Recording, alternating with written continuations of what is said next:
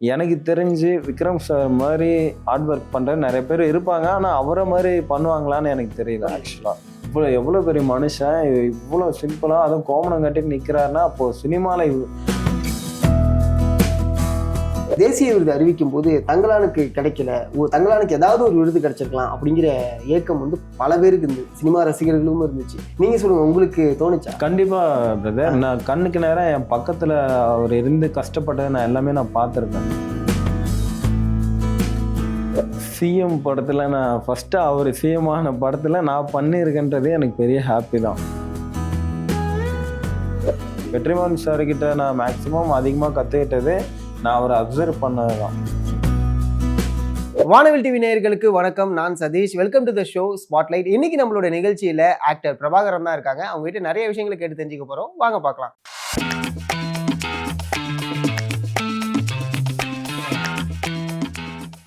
வணக்கம் சார், எப்படி இருக்கீங்க? வணக்கம், நல்லா இருக்கு சார். நைஸ். நிறைய படங்கள்ல நமக்கான கதாபாத்திரம் கிடைக்கிறது ரொம்ப ரொம்ப ரொம்ப கஷ்டம் இப்போ இருக்கக்கூடிய காலகட்டத்தில், டிஜிட்டல் வேர்ல்டில். ஏன்னா நம்ம ப்ரொஃபைல் எந்த அளவுக்கு பில்ட் பண்ணியிருக்கோம், அவங்க இன்ஸ்டா ப்ரொஃபைல் கேட்குறது, இந்த மாதிரியான விஷயங்கள். அதெல்லாம் தாண்டி ஒரு பெரிய படத்தில் நமக்குன்னு ஒரு சீன், அந்த சீன் வெளில கீ ரோலாக ப்ளே பண்ணக்கூடிய ஒரு சீனாக அமையுது. அது மிகப்பெரிய ஒரு கஷ்டம். ஸோ அந்த வகையில் ஜனநாயகன் படத்தில் உங்களுடைய ரோலுங்கிறது ரொம்ப இம்பார்ட்டண்டான ஒரு போர்ஷனில் தான் பிளேஸ்மெண்ட் ஆகிருக்கும். எனக்கு அதுலேருந்து ஆரம்பிக்கிறேன். அதை பற்றின எக்ஸ்பீரியன்ஸ் பற்றி சொல்லுங்கள். ஃபஸ்ட்டு அந்த படத்தில் என்னை இன்டர்வியூ பண்ண கூப்பிட்டது மதி சார் அண்ட் கார்த்திக் அண்ணா, யஷ்வந்த் சார், அஜய், இவங்க எல்லாத்துக்கும் பெரிய தேங்க் பண்ணிக்கிறேன். அதுக்கு முன்னாடி ராயன் விடுதலை 2 நான் ஆக்ட் பண்ணியிருந்தேன். அதை பார்த்து டீம் 1 and 2 ரெண்டுமே பண்ணியிருந்தேன். அதை பார்த்து தான் டீமில் கூப்பிட்டது சார் சொன்னாங்க. ஆக்சுவலாக அந்த சீன் தான் நான் எக்ஸ்பெக்ட் பண்ணவே கிடையாது. விஜய் சார் படத்தில் சும்மா ஓரமாக நின்னாலே போதும் அப்படின்னு தான் நான் தான் எதிர்பார்த்துட்டு இருந்தேன். ஆனால் விஜய் சார் காம்பினேஷனில் எனக்கு கிடைச்சது எனக்கு பெரிய ஒரு ப்ளஸ்ஸு, காட் கிஃப்ட் தான். ஓகே. ஏன்னா அந்த இப்போ நீங்கள் சொல்கிறது வந்து விஜய் சாரோடைய ஆப்போசிட் நின்று டைனிங் டேபிளில் வந்து அவரை ஃபேஸ் ஆஃப் பண்ணுற மாதிரியான ஒரு சீன் தான். இந்த சீனை பற்றின ஒரு டெஃபினேஷன் வந்து நான் அடுத்து கேட்குறேன். அதுக்கு முன்னாடி வந்து பார்த்தீங்கன்னா அந்த பொண்ணை வந்து தூக்கி விட்டேறிவீங்க. டோர்ச் விட்டெறிஞ்சிட்டு இங்கேருந்து ஒரு ஒரு ஒரு ஈவில் பார்வை பார்த்துட்டு தான் போவீங்க. விஜய் சார் அங்கேருந்து எமௌண்ட் ஆவார்.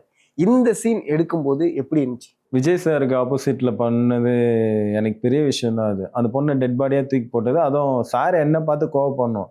அந்த அளவுக்கு நான் அவரை ஒரு இரிட்டேட் பண்ணோம், கோவப்படுத்தணும். அப்போதான் நாளைக்கு மறுநாள் அந்த பொண்ணை தூக்கி போட்டதும் நான் பண்ண இதையும் பார்த்துட்டு வந்து தான் ஒரு சீன் அங்கே இருக்கு. எனக்கு அந்த ரியாக்ஷன் வந்து சார் ஃபர்ஸ்ட்டு பொண்ணை தூக்கி போட்டு பார்த்துட்டு போங்க அப்படின்னு சொல்லிட்டாங்க. நானும் பார்த்துட்டு போயிட்டேன். சும்மா சிம்பிளா போனா அது நார்மலாவே ஆயிரோன்னு அவர் பார்த்து நக்கலா ஒரு சிரிப்பு, திமிரா சிரிச்சுட்டு போற மாதிரி ஒரு பண்ணேன். அது மானிட்டர்ல பார்த்துட்டு சார் ரொம்பவே நல்லா இருக்கு அப்படின்னாரு. ஒன்மொரு போயிடலாம் டேக் அப்படின்னு போனாரு வினோத் சார். அந்த மாதிரி போய் சிரிச்சுட்டு நக்கலா திமிரா பார்த்துட்டு போறதோன்னு டேக் ஓகேன்ட்டாங்க. ஆக்சுவலா அவர் முன்னாடி சொன்னது, அங்க இருக்க விஜய் சார் அவரை பார்த்து எதுவும் நார்மலா இது பண்றாதீங்க, அங்க ஒரு நார்மல் பர்சன், அவரை எப்படி நீங்க வெறி கோவம் ஏத்தணுமோ அந்த அளவுக்கு நீங்க ஒரு ரியாக்ஷன் ஏதாவது பண்ணிக்கோங்க அப்படின்னாரு. அப்பதான் பார்த்துட்டு நக்கலா சிரிச்சுட்டு உன்னால முடிஞ்ச பண்ணிக்கோ அப்படின்ற மாதிரி ஒரு சிரிப்பு, சும்மா அப்படி நக்கலா சிரிச்சுட்டு போனது. ஓகே. அதுக்கப்புறம் தான் அந்த டைனிங் டேபிள் ஷாட் வரும். இது வந்து விஜய் சார் வந்து உங்களுக்கு ரொம்ப distance, at the same time அது உங்களுடைய பாயிண்ட் ஆஃப்ல தான் எடுத்திருப்பாங்களே. ஆனால் இந்த ஷாட்ல வந்து ஆப்போசிட்ல விஜய் சாரே இருக்காங்க. அங்கே ஒரு பெரிய கான்வோ போகுது. அதுக்கு அடுத்த சீன்ல விஜய் சார் வந்து ரொம்ப கோவப்பட போறாங்க. இது எல்லாமே தெரியுது. ஸோ இந்த சீனை எக்ஸ்பிளைன் பண்ணி உங்களுக்கான ஒரு பிளேஸ்மெண்ட் கொடுத்தாச்சு, நீங்க இதுதான் பண்ண போறீங்க அப்படிங்கிற ஒரு விஷயம் இருக்கும்ல, இதை எப்படி எக்ஸ்பிளைன் பண்ணாங்க வினோத் சார்? ஃபர்ஸ்ட் நாங்கள் எல்லாம் ஃப்ரெண்ட்ஸ் டீம் எல்லாமே நாங்கள் அந்த டேபிளில் உட்காந்துட்டோம். அடுத்து பிரகாஷ்ராஜ் சார் வந்தார். எல்லாத்துக்கும் ஹாய் சொல்லிட்டு ஹாய் செல்லம் அப்படின்னு எல்லாத்துக்கும் விஷ் பண்ணாரு. விஷ் பண்ணிட்டு நாங்கள் உட்காந்துருந்தோம். எதிர ஆப்போசிட்ல ஒரு டேபிள் காலியாக இருந்துச்சு. அப்போ பிரகாஷ்ராஜ் சார் கேட்டாரு, இங்கே யார் வரானா? சார் இங்கே தான் வராங்க அப்படின்னு சொல்லுவோம். எனக்கு செம ஹாப்பி, சாருக்கு முன்னாடியே நம்ம உட்காடுறோம் அப்படின்னு ஒரு பெரிய ஹாப்பியாக இருந்துச்சு. அவரை தான் தூரத்துல இருந்து பார்க்கறதே பெரிய விஷயம். பட் எனக்கு அந்த படம் மூலியமா அவருக்கு எதிர நான் உட்காந்து சாப்பிட்டேன், டேபிள்ல சாப்பிட்டதே என்னால மறக்க முடியாத விஷயம். என்னோட லைஃப்ல நான் சினிமால நான் இருக்க ஒரு அச்சீவ்மெண்ட் பண்ணேன்னா அது இது ஒரு விஷயமா நான் எடுத்துப்பேன், கண்டிப்பா எடுத்துப்பேன். இது எப்பயுமே நான் மறக்க முடியாது. புரியுது. அந்த இடத்துல like Prakash Raj sir and Vijay sir, இவங்க ரெண்டு பேருமே வெளில படத்தை தாண்டி வெளில வந்து ரெண்டு பேரும் இப்படிதான் இருக்காங்க. பட் ஆன் ஸ்பாட்ல எப்படி ரெண்டு பேருமே வெளியே 1000 ப்ராப்ளம் அவங்களுக்குள்ள இருக்கலாம். ஆனா செட்டுக்குள்ள அவங்க எல்லாம் பிரதர்ஸ் மாதிரி தான் ஒன்னா தான் சிரிச்சு பேசிட்டு ஜாலியா தான் இருந்தாங்க. அந்த கதைக்கு என்ன தேவையோ அது கரெக்டா 2 பேருமே கொடுத்துட்டாங்க. அவங்களோட பேர் எப்பவுமே நல்லா இருக்கும். கில்லி படத்துல தான் இவங்க 2 பேரையும் நான் செமையா ரசிச்சிருக்கேன். Okay okay okay. லைக் அவங்க கூட பேசுறதுக்கான ஆப்பர்ச்சுனிட்டி தான் கிடைச்சா. விஜய் சார் என்ன சொன்னாங்க ஸ்பாட்ல? ஏதாவது விஜய் சார் எல்லாத்துக்கும் பார்த்துட்டு கேட்டாங்க, என்ன பண்றீங்கன்னா மூவி தான் ட்ரை பண்ணிருக்கோம் சார் அப்படின்னு எல்லாமே எங்க எல்லாத்தையுமே கேட்டாரு. ஃப்ரெண்ட்ஸ் டீம் எல்லாத்தையும் கேட்டாரு. ஓகே ஓகே ஆல் தி பெஸ்ட்னு எல்லாத்துக்கும் சொன்னாரு. போயிட்டு வரும்போதும் அதே தான் சேம் பார்த்துட்டு எல்லாத்துக்கும் ஹாய் சொல்லிட்டு ஆல் தி பெஸ்ட்னு சொன்னாரு. ஷார்ட் முடிச்சோன்னு. புரியுது. அதாவது ஜனநாயகன் வந்து ஜனவரி மாசமே ரிலீஸ் ஆக வேண்டியது. அது வந்து லைக் எப்போ ரிலீஸ் ஆகுங்கிற ஒரு எதிர்பார்ப்போட தான் இருந்துச்சு. அந்த மொமெண்ட்ல உங்களுக்கு என்னெல்லாம் தோணுச்சு? ஏன்னா படம் லீக்லாம் வேற ஆனிச்சு. ஸோ இதெல்லாம் பார்க்கும்போது எப்படி இருந்துச்சு? ஆக்சுவலா நான் அந்த படம் பண்ணனே யாருக்குமே தெரியாது. எங்க ஃபேமிலிக்கு மட்டும் தான் தெரியும். ஃப்ரெண்ட்ஸ் கூட நான் யார்கிட்டயுமே சொல்லல. சஸ்பென்ஸா எல்லாம் தியேட்டர்ல பார்த்தா ஒரு வைபோட பார்த்தா சஸ்பென்ஸா எல்லாம் ஒரு விஷ் பண்ணுவாங்க. அந்த ஒரு இதில் தான் நான் இருந்தேன். ஆனா அந்த டைம்ல படம் ரிலீஸ் ஆனது ரொம்பவே வருத்தமா இருந்துச்சு எனக்கு. ரொம்ப கஷ்டமாவும் அந்த டீம் என்ன வருத்தப்பட்டிருப்பாங்களோ அதே ஃபீல் தான் எனக்கும். நான் அதுல சின்ன சீன் தான் பண்ணேன். ஆனா நான் பண்ண படம் அது என்னோட படமா தான் நான் நினைச்சு நான் ஃபீல் பண்ணேன். ஆக்சுவலி லைக் படம் ரிலீஸ் ஆகும்போது உங்களுக்கு என்ன தோணுச்சு? அதுவும் கடைசி படம் அப்படின்ட்டாங்க. அதுவே வந்து இங்க நிறைய பேருக்கு வந்து என்னடா கடைசி படம் அப்படிங்கிற ஒரு டிசப்பாயின்மெண்ட் இருந்துச்சு. அந்த ரிலீஸ் ஆக்சுவலா தளபதி விஜயா ரிலீஸ் ஆக வேண்டியது CM C Joseph Vijaya release ஆனிச்சு. அது எப்படி இருந்துச்சு? சிஎம் படத்துல நான் ஃபர்ஸ்ட் அவர் சிஎம் ஆன படத்துல நான் பண்ணியிருக்கேன்றதே எனக்கு பெரிய ஹாப்பி தான். அந்த படத்துல நான் ஒரு சின்ன பங்கு நான் இருக்கேன்றதே எனக்கு பெரிய ஹாப்பி. அந்த வாய்ப்பை கொடுத்ததுக்கு மதி சார் அண்ட் கார்த்திகனா மறுபடியும் நான் சொன்னேன்னா HN சார் அந்த டீம் எல்லாத்துக்குமே நான் பெரிய தேங்க்யூ தான் சொல்லிக்கணும். சூப்பர். ஏன்னா நான் ட்ரீம்ல கூட நினைச்சு பார்க்க முடியாது. விஜய் சார் கூட ஆப்போசிட்ல நான் உட்காந்து இருப்பேன், ஒரு சீன் அவருக்கு காம்பினேஷன்ல நான் பண்ணுவேன்றது. ஆனா அந்த வாய்ப்பு கொடுத்தது அந்த டீமுக்கு நான் பெரிய தேங்க்யூ நான் பண்ணிக்கிறேன். நைஸ். அப்படியே கொஞ்சம் பின்னாடி போனோம் அப்படின்னா வெற்றிமாறன் சாரோட ஒரு டிராவல். ஏன் விடுதலையை பத்தி நான் பர்டிகுலராக கேட்குறேன் அப்படின்னா அந்த ஷூட்டிங் ஸ்பாட்டுக்கு நான் போயிருக்கேன். ஓவரால் ஃபுல்லாக நீங்கள் எங்கெங்கெல்லாம் ஷூட் பண்ணீங்களோ அந்த இடத்துல நான் போயிருக்கேன். ரொம்பவே கஷ்டமான ஒரு இடமே அது. ஸோ அந்த எக்ஸ்பீரியன்ஸ் எப்படி இருந்துச்சு? வெற்றிமாறன் சாரோட ஒர்க் பண்ண எக்ஸ்பீரியன்ஸ். எனக்கு அது என்னோட டீம் தான் பிரதர் சொல்லுவேன். இப்போ சாருன்றது அவரை வாய் வார்த்தைக்கு தான் நான் சாருன்னு சொல்லுவேன்.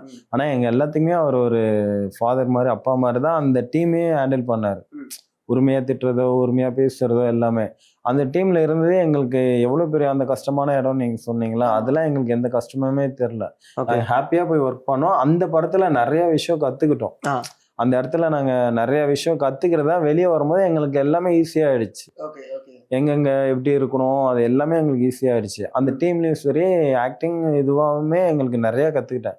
வெற்றிமாறன் சார்கிட்ட நான் மேக்ஸிமம் அதிகமாக கற்றுக்கிட்டது நான் அவரை அப்சர்வ் பண்ணது தான். Okay okay. நான் அந்த டைம்ல நிறைய மிஸ்டேக் பண்ணியிருக்கேன். அதுக்கு திட்டுவாரு. அந்த திட்டு தான் எனக்கு இப்போ ஒரு இடத்துல நான் உட்கார்றதுக்கு வாய்ப்பு உண்டாக்கியிருக்கு. அது வெற்றிமாறன் சாருக்கு பெரிய தேங்க்யூ பண்ணுங்க. சூப்பர். ஏன் அப்படின்னா அந்த அந்த நிலப்பரப்பு வந்து எப்போதுமே ஒரு மாதிரி மழை பெஞ்ச ஒரு ஃபீல்டே தான் இருக்கும். நிறைய இடத்துல வழுக்கும். ஸோ அந்த மாதிரியான விஷயங்கள்லாம் நடந்திருக்கா ஸ்பாட்ல? நிறைய சார். நாங்கள் இப்போ ஸ்பாட்லேயே மலையில எல்லாத்துலேயும் அந்த நிற்போம், வண்டி சிக்கும். அந்த டீம் மொத்தம் ப்ரொடக்ஷன் டீமே அதில் ஹார்ட் ஒர்க் போட்டிருக்காங்க. ஃபுட்டு வண்டி தான் அந்த ஹில் மேலே ஏறாது. மழை டைமில் டயர் தான் சிக்கும் வழுக்கும். எங்களுக்கு ஃபுட்டு எல்லாமே அங்கே தான் எடுத்துகிட்டு வரணும். சில பேர் நடந்து எடுத்துகிட்டு வருவாங்க கையில். ஏன்னா வண்டி மேலே ஒரு அளவுக்கு மேலே ஏறாது மழை பெஞ்சிட்டா. எங்கள் கையிலையும் எல்லாமே நடந்து தான் எடுத்துகிட்டு வந்தாங்க. அந்த ப்ரொடக்ஷன் டீம் அந்த ஆல் செட்டுமே பெரிய ஹார்ட் ஒர்க் பண்ணியிருக்காங்க. கண்டிப்பாக எங்களை விட ஆர்டிஸ்ட்டை விட அந்த ப்ரொடக்ஷன் டீம் ரொம்ப ஹார்ட் ஒர்க் பண்ணியிருக்காங்க. புரியுது. உங்களுக்கு கிடைச்ச முதல் அங்கீகாரம் அப்படின்னா அது எந்த படத்துலேருந்து நான் கேட்கலாமா? அங்கீகாரம்ன்றது நான் விடுதலை 2 நான் சொல்லுவேன். ஏன்னா அந்த படத்தில் நான் கிட்டத்தட்ட ஒரு 4 years நாங்கள் எல்லாமே ட்ராவல் பண்ணோம். அந்த படத்தோட எக்ஸ்பீரியன்ஸ் எனக்கு பெரிய ஒரு விஷயம். அது பெரிய அவார்ட் வாங்கின மாதிரி தான் எனக்கு ஒரு இது. Super super. சினிமாவோட ஆசை அப்படிங்கிறது எங்கேருந்து ஆரம்பிச்சிச்சு? 12th படிச்சுட்டு போலீஸ் ஜாபுக்கு தான் அப்பா என்னை சேர்க்கணும்னு ஆசைப்பட்டாரு. போய் எக்ஸாம் எழுதிட்டு வந்துட்டேன். அப்புறம் எக்ஸாம் எழுதிட்டு வந்துட்டேன். எனக்கு ஆனால் அதில் இன்ட்ரெஸ்ட் கிடையாது. சின்ன வயசுலேருந்து போலீஸ் ஆகணும் தான் ஒரு அப்பாவுக்கு ஆசை. நானும் இது பண்ணிட்டேன். ஆனால் எனக்கு சினிமா மேலே தான் அப்போது 12th மேலே தான் சடனாக வந்துச்சு. சின்ன வயசு ஆசை தான் கிடையாது, சடனாக வந்துச்சு அந்த ஆசை. Okay okay. ஆனால் உள்ளே வந்துட்டேன். புரியுது. உள்ளே வரும்போது ஆக்சுவலாக எல்லாருக்குமே நம்ம எப்படியாவது ஒரு படம் பண்ணிடணும் அப்படிங்கிற ஒரு ஆசை இருக்கும்.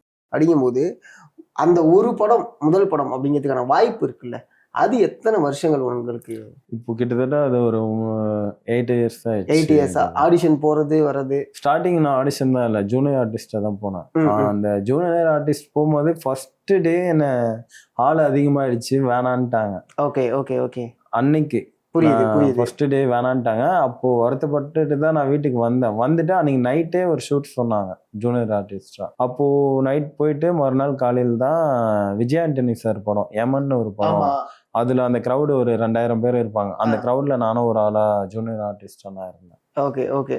ஜூனியர் ஆர்டிஸ்டா இருக்கும்போது ஒரு ஷாட் வரும், ஆனா அதுக்கப்புறம் ஒரு ஆசை வரும், நம்மளுக்கு ஒரு டைலாக் இருக்கணும், இல்ல ஒரு ஃப்ரேம்ல கொஞ்ச நேரம் நம்ம அப்படியே ஸ்டே ஆகி நிக்கணும், நம்ம தெரியும். எனக்கு அப்போ அந்த டைலாக் பேசணும்னு ஆசை தான் கிடையாது, எனக்கு ஃப்ரேம்ல ஃபேஸ் காட்டிடணும் அந்த ஒரு ஆசை. ஆனா என்னை தூக்கி லாஸ்ட்ல போட்டாங்க. அந்த கிரௌட்லயே ஒரு 2000 பேர்னா அந்த 2000 பேர் பின்னாடி தான் நான் போய் நின்னேன்.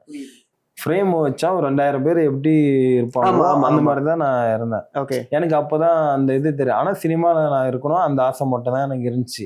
எங்க ஃப்ரேம் வச்சா எப்படி நிக்கணும் எதுவுமே எனக்கு அப்போதான் தெரியாது. ஆனா சினிமாவில் இருக்கணும் அந்த ஆசை மட்டும் தான். Okay okay. அதுல இருந்து நான் கொஞ்சம் கொஞ்சமா ட்ரை பண்ணி ஒரு அளவுக்கு வந்திருக்கேன். புரியுது. அடுத்தடுத்த படங்கள் லைனப்ஸ் அப்படின்னு பார்த்தா எல்லாமே ப்ராமிசிங்கான படங்களாக தான் இருக்குன்னு வச்சுங்களேன்.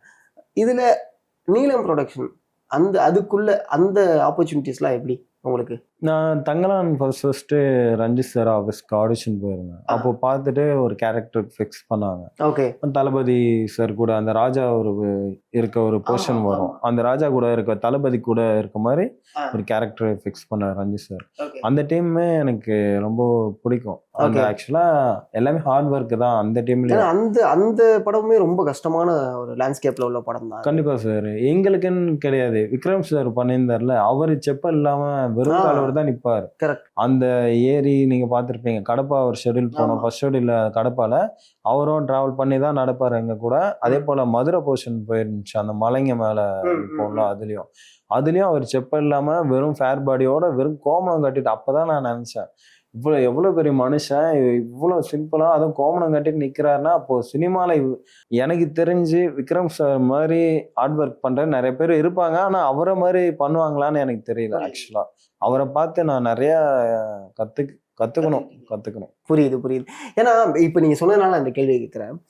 இந்த தேசிய விருது அறிவிக்கும் போது தங்கலானுக்கு கிடைக்கல, தங்கலானுக்கு ஏதாவது ஒரு விருது கிடைச்சிருக்கலாம் அப்படிங்கிற ஏக்கம் பல பேருக்கு இருந்தது, சினிமா ரசிகர்களும் இருந்துச்சு. நீங்க சொல்லுங்க, உங்களுக்கு தோணுச்சா? கண்டிப்பா பிரதர். நான் கண்ணுக்கு நேரம் என் பக்கத்துல அவர் இருந்து கஷ்டப்பட்டதை நான் எல்லாமே நான் பார்த்திருக்கேன். அந்த டீம் எவ்வளவு கஷ்டப்பட்டிருக்காங்களோ, இவரு எவ்வளவு பேர் ஆர்டிஸ்ட் எப்படின்னு தெரிஞ்சிருக்கும். உடல் ரீதியா நிறைய கஷ்டப்பட்டிருக்காரு. அந்த இன்ஜுரிலாம் ஆயிருக்கா?